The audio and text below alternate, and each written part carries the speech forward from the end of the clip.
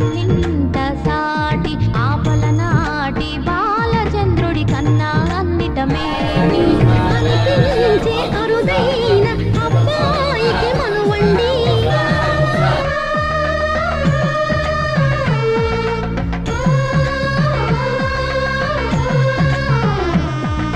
తెలుగింటి పాల సంద్రము కనిపించిన కూన శ్రీ దీపమల్లె కనిపించి